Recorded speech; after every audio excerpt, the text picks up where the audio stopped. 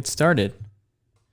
Anyway, as you can tell, this is my first time. We got quite a bit of technical difficulties here. I was kind of throwing things together at the last minute. I decided I've been thinking about doing a live stream for a while, and just kept kicking it down the road, kept delaying it. So I thought I'd throw this up, give myself a deadline, and then come hell or high water, we're gonna go live. And we figured it out. So here we are. I'm glad everyone's with me. Tell me, I'm going to test something now real quick. I'm going to play a background track. Tell me if you hear this.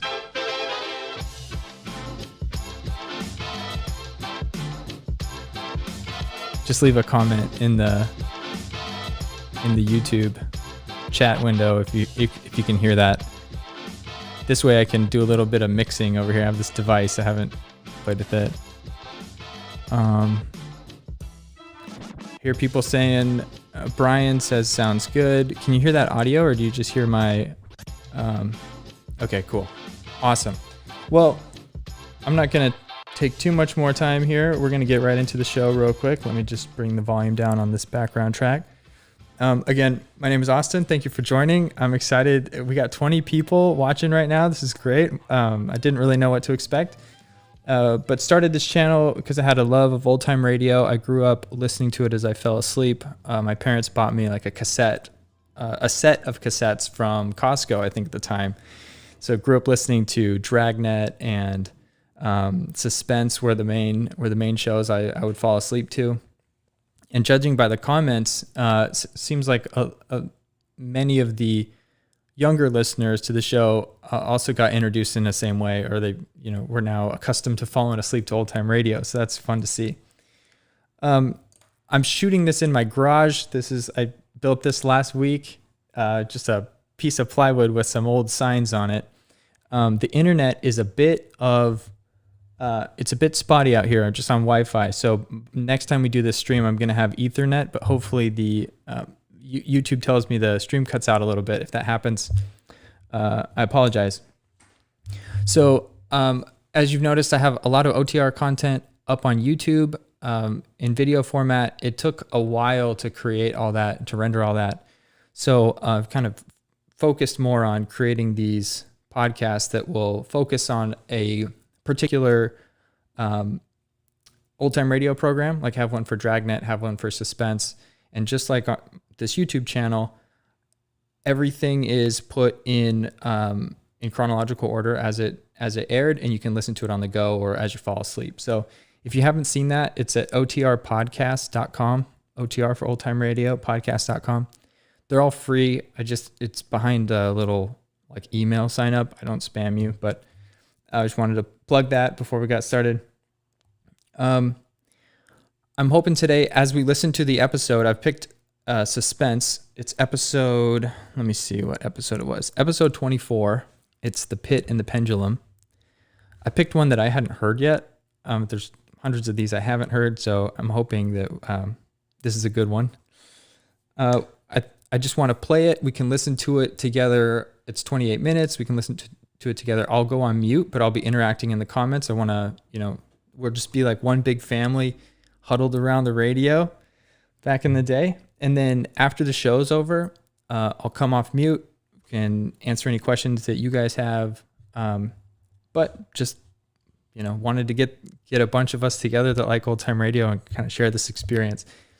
And if you have any ideas on what you'd like to see in a future live stream, if you enjoy this, if we should continue doing it, please let me know in the comments, or you can also email me at contact@otrpodcast.com.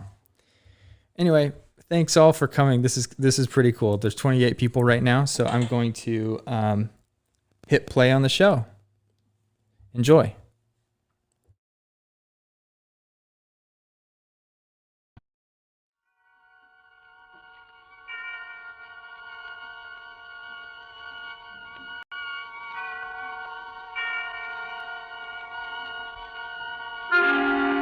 Suspense.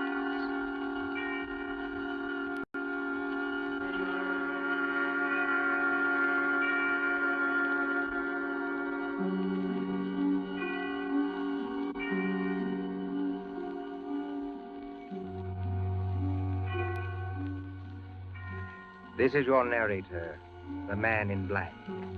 Again about to introduce tonight's Columbia program, Suspense. The story is The Pit and the Pendulum by Edgar Allan Poe. The adaptation by John Dixon Carr. Our guest is the distinguished American actor, Mr. Henry Hull, who plays the part of a prisoner of the Spanish Inquisition. If you've been with us on these Tuesday nights, you will know that Suspense is compounded of mystery, suspicion, and dangerous adventure, to hold you in a precarious situation and withhold the solution until the last possible moment. And so it is with The Pit and the Pendulum and Mr. Hull's performance. We again hope to keep you in suspense. And now, The Pit and the Pendulum.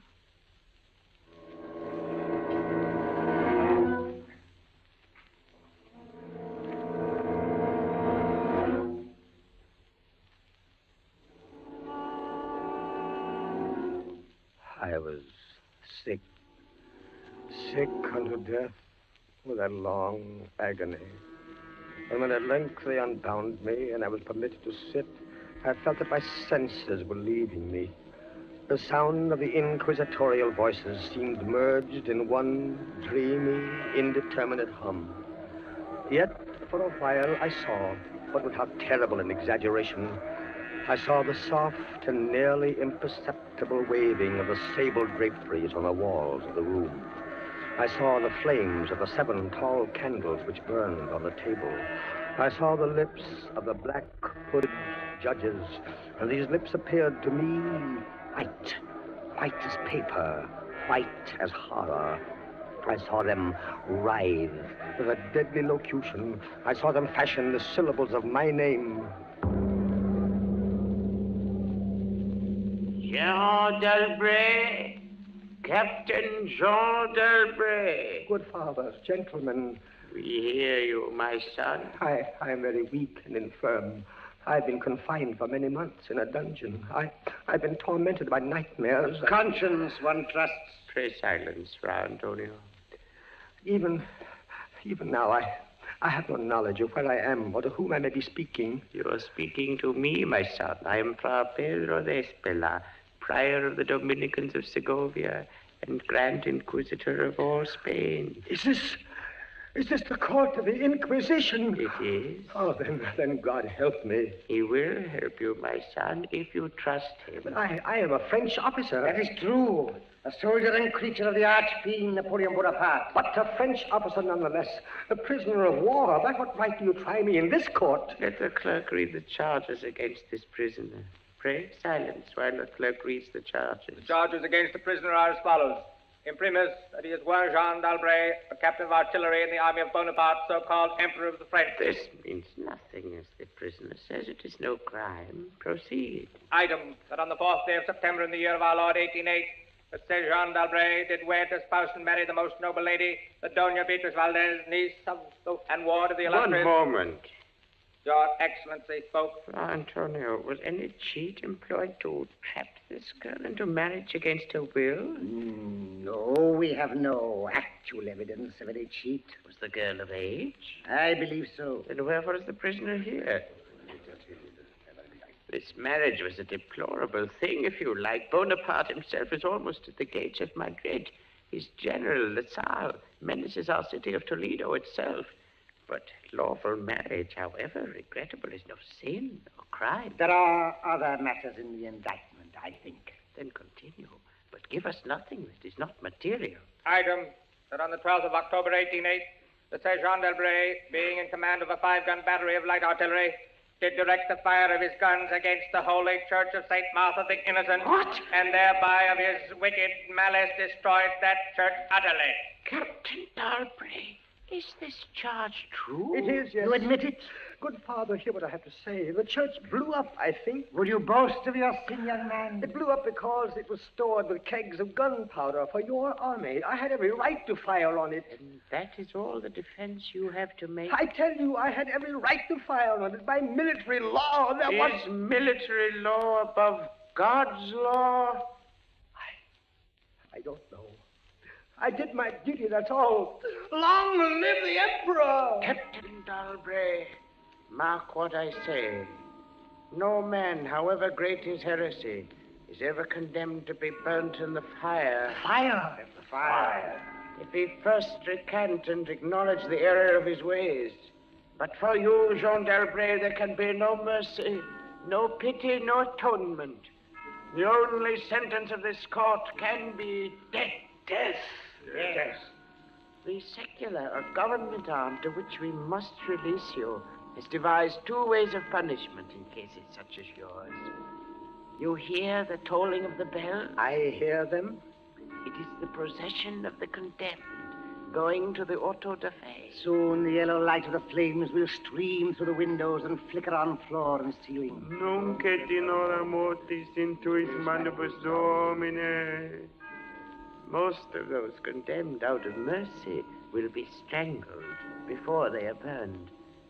It cannot be so with you, Jean d'Albret. You must die in one of two ways. Either with the direst of physical agony. A slow fire of green wood, iced bandages about the head and the heart, so that the fire does not approach too quickly. Or else, Jean d'Albret, you must die in a certain other way. I'm done with this. Pass your sentence and let me go. The law does not permit me to tell you now what this other way is. The sentence of this court, therefore. I had swooned. Yet still, I would not say that all of consciousness was lost. In the deepest slumber, no. In delirium, no. In a swoon, no. In death, no. Even in the grave, all is not lost. There are shadows of memory which tell us indistinctly of tall figures that lifted me and bore me in silence down, down, still down, until a hideous dizziness oppressed me at that descent into the earth. Then, as consciousness swam back to my wits, darkness, a stone floor, and darkness. Oh, Beatrice. Beatrice, my wife, Beatrice. Did you call me, Jean? Beatrice, was that you who spoke? Yes, Jean. You were here in the dungeons of the Inquisition. I am not really speaking to you, my poor Jean. I am only in your imagination. Am I mad, then? No. But your brain is fevered. You only think you hear me. No, I do. I hear you clearly. As clearly as I once heard you. In the little church near the Ebro where we were married. Yes. I destroyed that church, Beatrice. I had to. It was my commanding officer's order. I know, Jean. Be comforted. There are those who care. You won't leave me. As long as I am in your heart, I shall be here. I was strong once. Now I am weak. Once I was reckless. Now I'm afraid. What am I, Beatrice? What are they going to do to me? I cannot tell. Remember, my voice comes only from your own brain. Are you fettered? Fettered? No. They've not chained you to the wall. No. They've taken away my uniform. They've given me sandals and a robe of what feels like coarse serge, but I'm still free. Free. Take courage, Jean. Free. And in the grasp of the Inquisition. Beatrice. Yes, Jean. It's completely dark. There's hardly any air.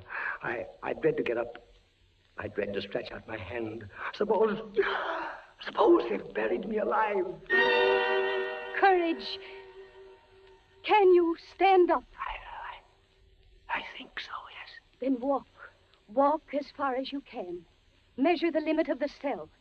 If this is not a tomb... You're right, Beatrice, as always. I'll try. Are you on your feet? Yes, now pray.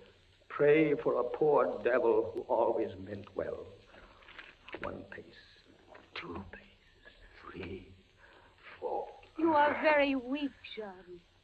Rest a moment. Where are you now, Beatrice? In the flesh, I mean. You know that, Jean.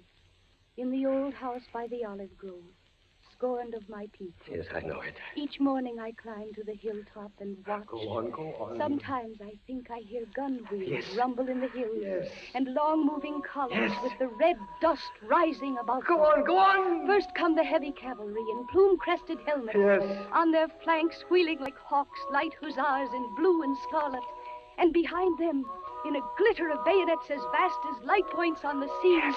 rank upon Yes. rank, the long gray coats and the tall bearskin caps. The old guard and the grand army. It is only a vision, my dear one. They do not come. Ah, will they?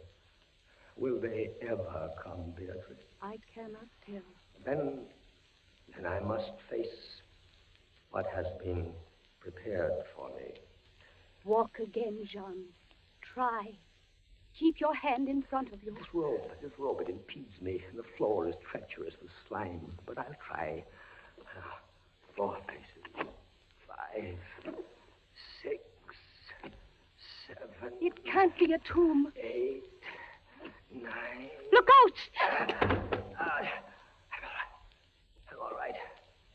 I fell to my knees. The rope tripped me. My hand is in front of me. It's lower than my face, but I feel nothing. Nothing, Jean. It's a pit. A circular pit. And I fell on the very edge of it. Oh, they would have made you walk into it. Yes. Oh, there's a loose fragment of rock just inside the edge. Now, if I can dislodge it, listen.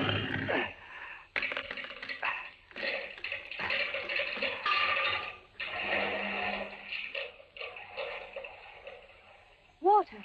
There's something down there. Rats, it may be. Rats, yes, but something else. I heard it move. So did I. What is in the pit, Jean? I don't know. But you're saved. Saved, Beatrice. Saved from the Inquisition. My torture has been merely postponed.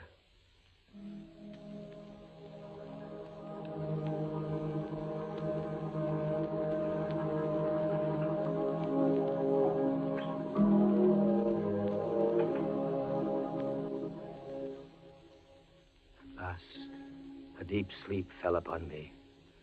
Sleep like that of death. How long it lasted, I know not.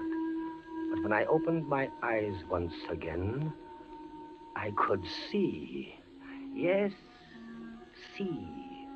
My prison was large and lofty. Its walls formed of massive iron plates, bolted or joined together. A wild, sulphurous luster, I could not trace its origin, lit up the dungeon, and the circular pit, and the crudely daubed skeleton figures painted in evil colors on the iron walls. Skeleton figures, demon figures, gargoyle figures. Their colors a little blurred, as from the effects of the damp. It must approach you slowly and force itself into your mind. It must stalk you like a tiger. Must bring you face to face at last with the King of Terror. When I regained consciousness, I lay on my back and at full length on a low framework of wood. To this framework, I was securely bound by a long fastening resembling a surgical bandage. Bound? But why? Why? The bandage passed round and round my body, leaving at liberty only my head and my left arm. With much exertion, I could supply myself with food from an earthen dish on the floor beside me. It was meat, highly seasoned, but there was no water. Beatrice! Beatrice, where are you? Here, Jean, as always. Your voice sounds stronger. Does it, Jean? And I can see you now. I can see you as clearly as I saw you months ago. How I wish it were true. Your bonnet and the parasol you carried in summer, and the high-waisted blue dress. You are weaker, my dear, and more fevered. Have I been asleep? Yes, Jean. They must have been here while I slept. They bound me. Why? Why? Why? Stop those voices! Stop them! Mine too, Jean. Why? I am not here either, you know. Don't drive me away. Beatrice, look. Where? At the ceiling of this room, 30, 40 feet up, what do you see? I see painted on the ceiling a figure of Father Time. Anything else? But Father Time carries no sign. No. He carries instead what looks like a gigantic pendulum from an ancient clock. About one thing, I swear I'm in my right senses. I saw that pendulum move. A painting cannot move. Yet I swear the pendulum did move. It swung a little back and forth, just like a real pendulum. Try not to trouble your brain. That pendulum is real. Beatrice, take care. Take care of what? You're not looking at the pendulum now. Take care of the rats from the pit. I see them. They're swarming out in dozens. You can see their eyes glitter. One of them ran across the hem of your dress. Did it, Sean? What did they want? They caught the scent of the meat in the dish beside But you. they'll not get it. Go away, you vermin! Move your hand above the plate, Jean. Move. Beatrice, where are you going? I could hardly hear you. You are sending me away, Jean. I'm sending you away. My poor loved one. You can't bear to see the rats running about my feet. Beatrice! Beatrice!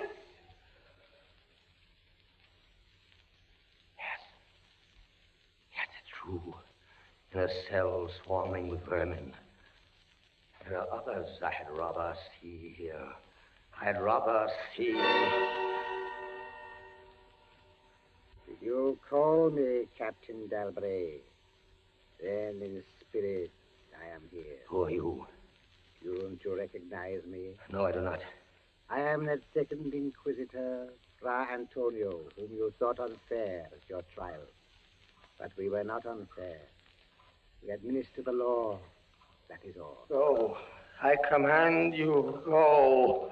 Not until I have first told you what you already guessed. Which is? There are two forms of death for such as you. One, death with its direst physical torture.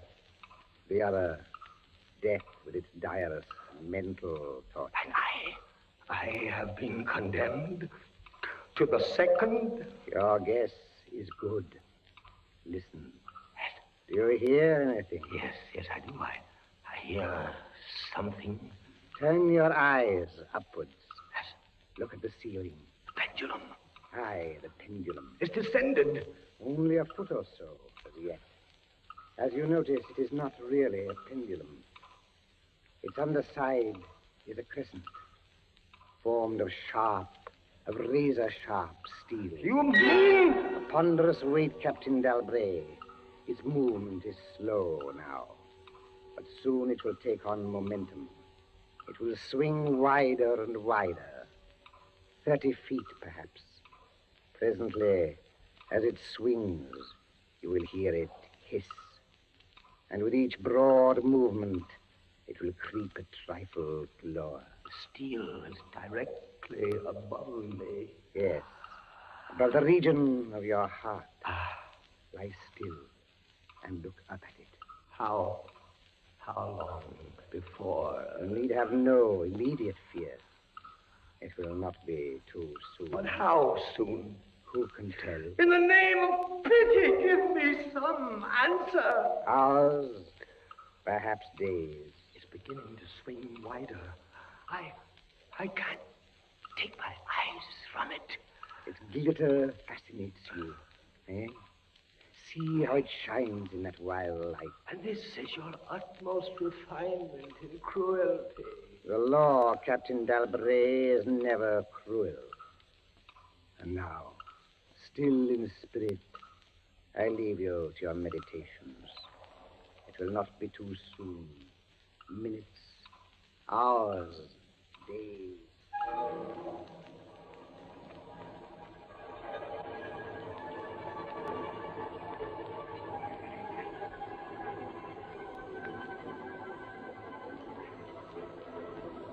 Down, steadily down it crept. Days passed.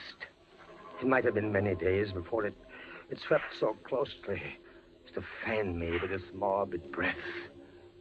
Minutes, hours, days. The odor of the sharp steel forced itself into my nostrils. The right. To the left. Far and wide. The shriek of a damned spirit. To my heart, with the stealthy pace of a tiger. Down. Certainly, relentlessly down. I prayed. I wearied heaven with my prayer for its more speedy descent.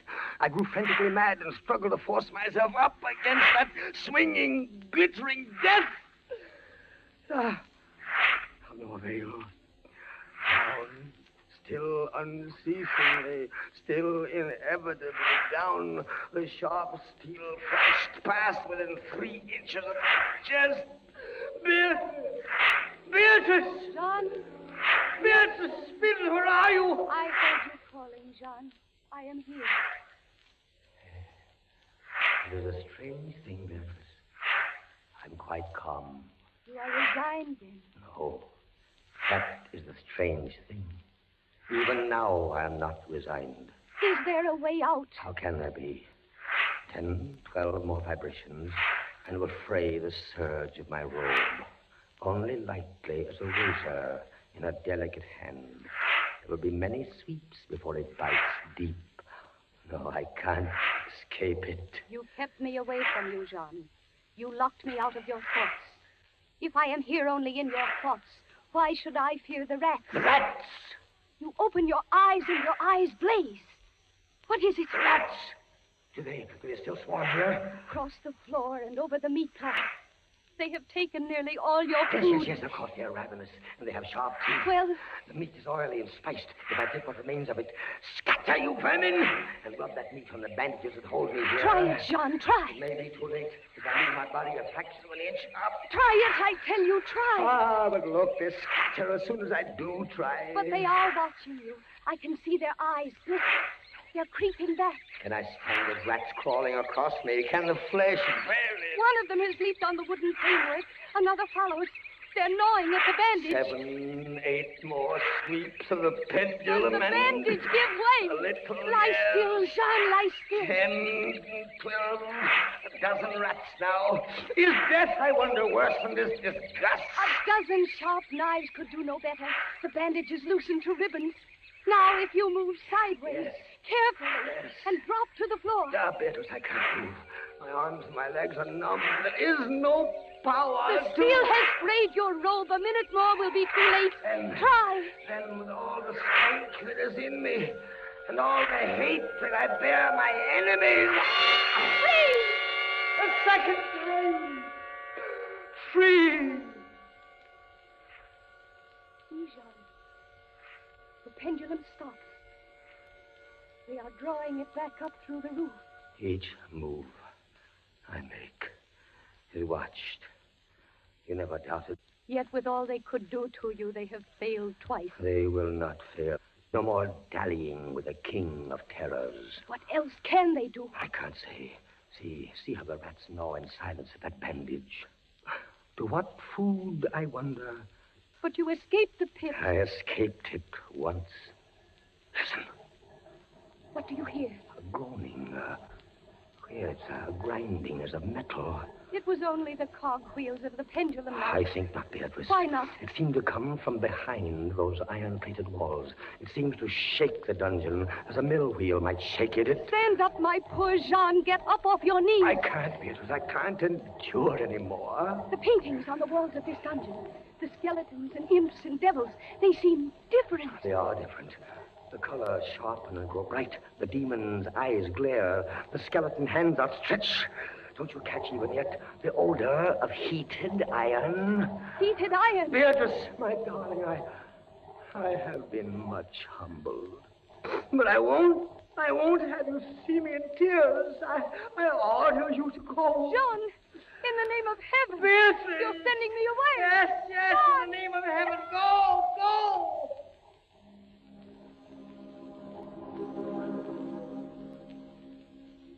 A suffocating heat pervaded the prison.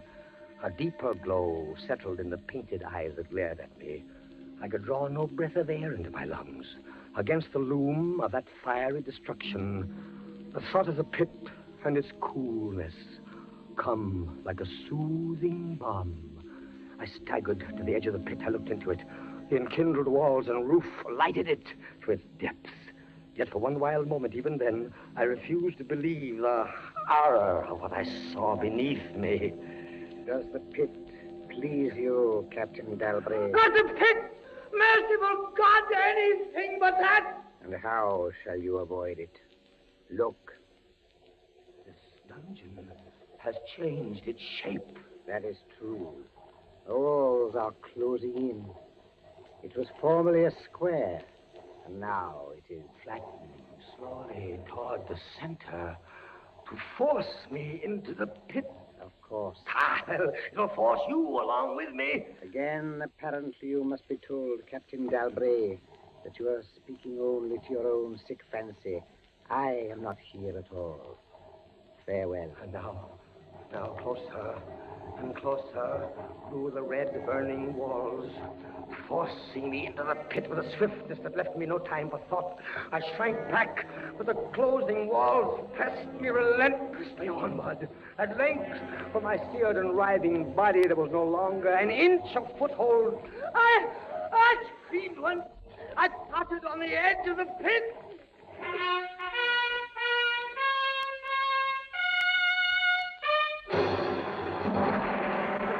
Wall rushed back.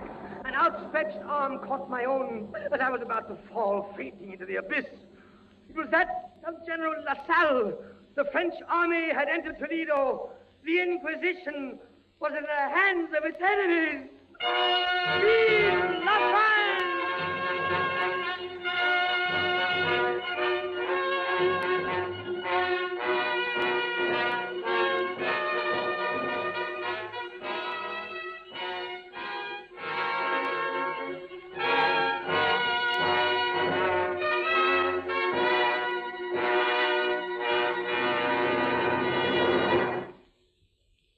And so closes Poe's celebrated story, The Pit and the Pendulum, starring Henry Hull. We invite you to another adventure of suspense next Tuesday at the same hour. Until then, this is the Man in Black saying good night. William Spear, the producer, John Dietz, the director, Bernard Herrmann, the composer-conductor, and John Dixon Carr, the author, are collaborators on Suspense.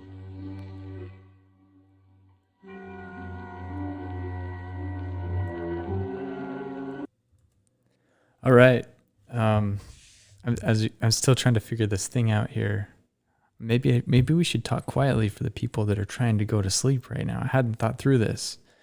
I feel like I'm a television presenter, except now I don't know what side of things are.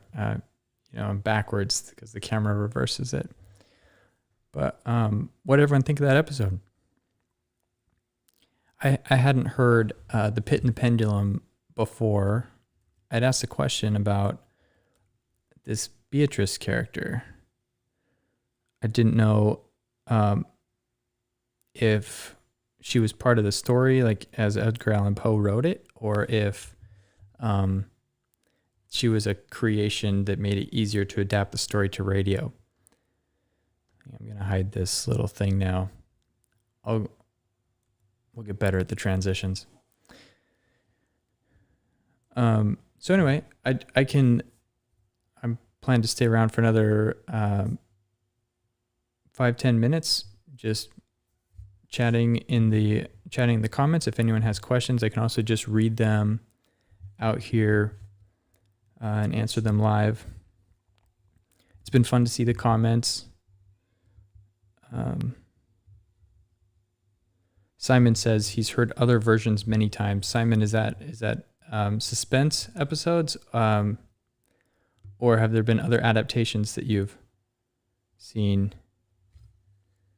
You mentioned Dragnet. Did Dragnet have a Pit and the Pendulum episode? Wow. So I didn't know Dragnet had one. Does anybody know the episode number? I could probably look it up. I wonder if it's already on the channel. Oh, hey. What say you? Bernard is asking if we should do a poll for the next one. I'm happy to do a poll. Can I do that right here in the chat? Does anybody more experienced on YouTube know how to do this? I'm not seeing a poll option here. I'll maybe research that one for next time. But if people just leave comments in the comments, I'll kind of parse through them later and we can pick out some of the most popular ones. When I put the poll out on the channel, like through the like posting capabilities that they give you, a lot of people were asking for Gunsmoke. Gunsmoke was really popular. Dragnet was really popular. If there are also old time radio programs that I don't have either videos or podcasts for, you can email me at contact@otrpodcast.com. I'll share that here in the chat. You can message me the program that you want, and I'll do my best to get a podcast up. Again, I started with video. Video is much harder to do, takes a much longer time. I enjoy the community here on YouTube, but it's super simple for me to get a podcast up. And then you can listen to them on the go as you fall asleep, whatever. One comment, one question I have for you guys, I'd like to see your feedback in the comments, is there seems to be a split between people that like having the old commercials in these shows and some that prefer to have them out. I fall in the category of people that like to hear those because it's kind of a preview into a different time, especially when they say like 9 out of 10 doctors recommend a certain brand of cigarette, which just seems crazy to me, but it's kind of fun. Peek back. All right, so we have a couple recommendations or a couple requests for the Green Hornet in the Shadow. Make a note of that.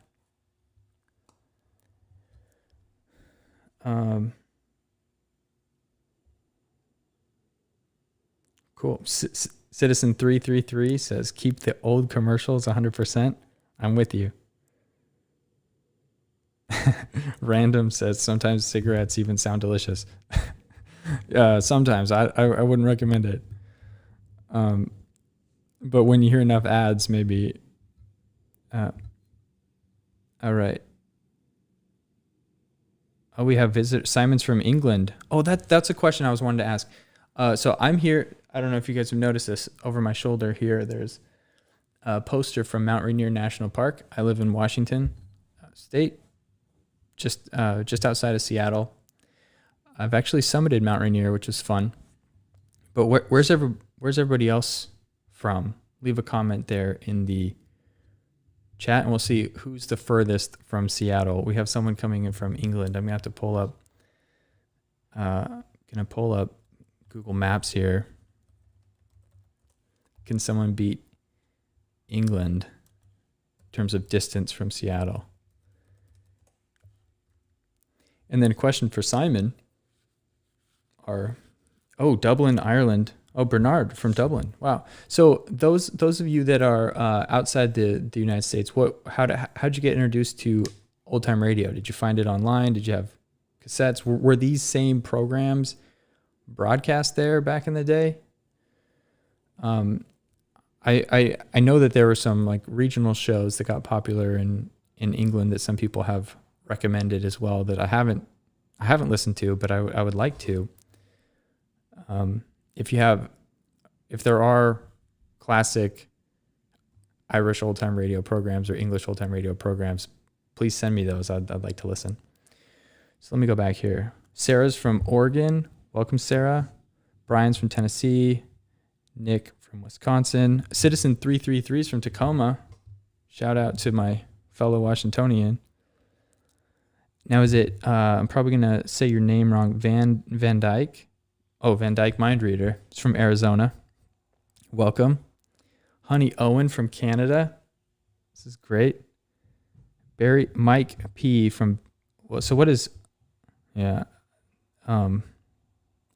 Original intent says lower bottom. I don't know if that was if someone's pranking me or not. I don't know what that means. Barrie, Ontario, Canada. Welcome. Los Angeles. Bernard says these programs weren't ever broadcast in the UK. So how did you get introduced to them? That's my question for you. Wow. Ava Katrina, I've seen you comment on some stuff. Thanks for those comments. You're from Canada, but working in the Middle East. So it's early morning here. Well, thank you for waking up early and joining us. Maine. Great. Wow. Well, this is awesome. Again, if you have comments, so I think Banana Milkshake has been sharing some feedback on how we can improve these. I appreciate that. If there are other comments that people have, please send them to me. I think this live stream should stay up, so you could just add a comment here in the live stream, and I'll read through that. Otherwise, you can shoot me an email direct, and I'll read through that as well, and we'll play around with some cool stuff. By next live stream, I'd like to do one of these at least twice a month. So also feedback on like what time works best for you. I might put out a poll on that to get input. Oh yeah, and I didn't even follow up on who was furthest away. Simon, thank you for answering my own question for me. Middle East wins. So Ava Katrina, our Canadian friend in the Middle East, thank you for making the trip out to join us today. Honey Owen asks, so I'll answer this question and then I gotta drop. How did I get into old time radio? I don't know if that was for me or for someone else. I talked about this right at the beginning. I'll just recap it again. My parents bought me and my brother, because we shared a room. He bought us two cassettes of cassettes for Christmas. Mine was the Old Time Radio Detectives. It had Dragnet. Dragnet's the one that always sticks out. Yours truly, Johnny Dollar, Pat Novak, and those types of programs. Then my brother got the like Tales of the Crypt, kind of Lights Out, Suspense. So like the eerie, spooky horror programs. I love both of them. Anyway, thanks again, everybody. This has been a lot of fun. I have to drop, but we'll do this again. So give me your feedback, the good, the bad, and the ugly, and we'll do this again, and hopefully it'll be even better, even more fun. Thank you all. Have a good evening. I'm gonna end this stream, and next time maybe I'll have this cool outro music. Hey, I actually have some. Listen to this. This will be my outro. Enjoy.